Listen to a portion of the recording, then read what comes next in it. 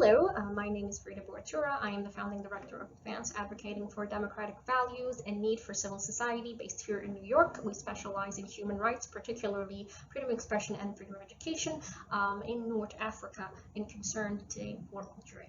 So we're going to address the Universal Periodic Review for Algeria, basically a synthesis of the Algerian case. The adaptation, keeping in mind, is coming up on the 24th of this month. So without further ado, let's get going on to Algeria. So the Algerian case, and particularly this Universal Periodic Review, really is noteworthy. And the reason we say that is because there were some very interesting results. Particularly, which is something that definitely need to really pay close attention to, is that arbitrary detention and the release of detainees, which according to our surveys and according to the direct work on the ground, is a high priority for Algeria. Unfortunately, during the working group, it only received 1% of the content coverage across 291 recommendations that were issued, meaning it had 5 recommendations, general recommendations on arbitrary detention and release of the detainees out of 291. Without further ado, let's get going. So again, particularly noting is what occurred that would lead to such misrepresentation. 1%, and this is the highest priority across 291 recommendation. What occurred? What is this mechanism? How can we use it? And why is this such an important mechanism? There's all sorts of questions that come into play. So without any further, we're going to go through several portions of organization where we are going to talk about, first of all, the purpose. And again, this presentation examines the Universal Periodic Review in Algeria. It's a human rights mechanism, and it's a component basically that we're going to use as a comparison of Algerian civil society's public wants and needs, public concerns with wants and needs, and do basically a description, a breakdown of the member state recommendations. We're going to talk about the system first, so we can actually explain the system. We're going to say how it was used, what stakeholders, who's working what are we supposed to do, why do we care about the system, how it can benefit our advocacy, and what does this mean, where do we go from here. Also, what we're going to do is actually take the draft report for adaptation and break every single recommendation down, okay? We're going to categorize it, and we're going to speak about which ones we're going to support and which ones we will not. Okay. So this presentation has basically 5 questions that we're orienting everything around. Again, the first one, it's going to be organized as to what is the UPR. Before we even get started, let's talk about what the UPR actually is. Second, we're going to talk about how does this mechanism operate. Third, it's going to be what were the results of the UPR.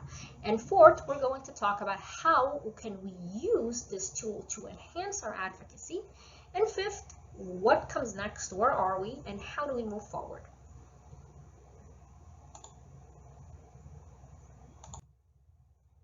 Okay, so our objectives basically in this presentation is, again, to aim to get better insight of the UPR. It is to provide detailed description of what the member states said. What did these countries give? Okay, is Algeria, for example, obligated to do this, or is this on a voluntary basis? And of course, we're going to look at this through an Algerian lens. It is ethics that's in question here, where we do not push our own agenda or other people's agenda, that we are looking at this from an Algerian lens.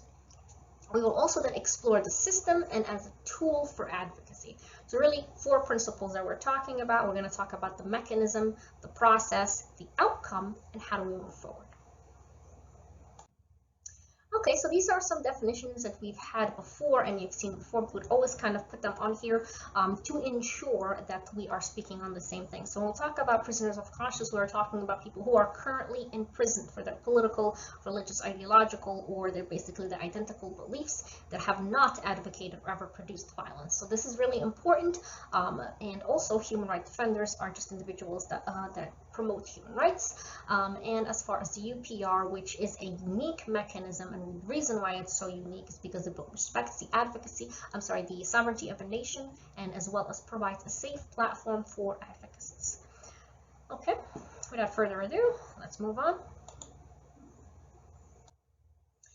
Okay, so now let's talk about the Universal Periodic Review. Really, we just say UPR. Okay, so this allows countries to communicate basically their progress. The point of this is the country gets to speak about the progress they did on human rights. Now, this means that basically they're going to take constructive aim, which means countries give their opinions, stakeholders give their opinion, organizations give their opinions. The aim for this is to create positive feedback or a roadmap to both hold a country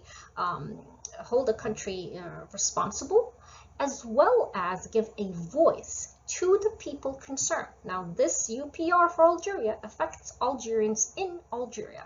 So there is obviously a moral ethic issue that we are representative not of our agenda or even external pieces to represent their own agenda, but to actually represent Algerians.